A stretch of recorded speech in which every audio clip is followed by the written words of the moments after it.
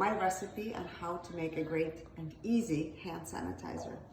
So all you need is a couple of ingredients, which is witch hazel or alcohol, rubbing alcohol, and then aloe vera gel, and then a choice of any of the essential oils. So first we're going to use the aloe vera gel. You're going to do 3 tablespoons, which each tablespoon is around 15 milliliters. So 3 tablespoons will be around 45. You can see 45 milliliters.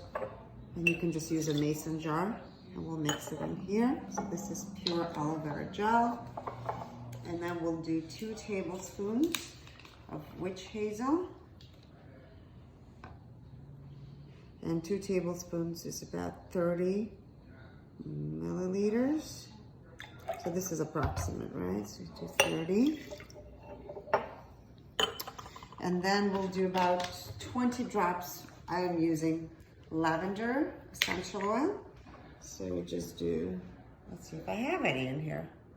If not, just, yeah, 20 drops.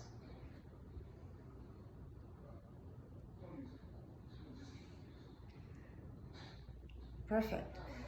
So then you're going to kind of mix it around.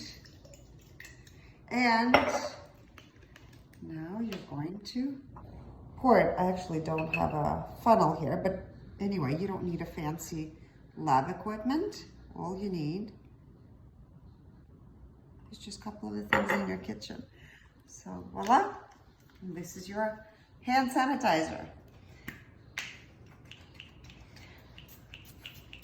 So if you're traveling and you can't find one, this is a perfect way to make it.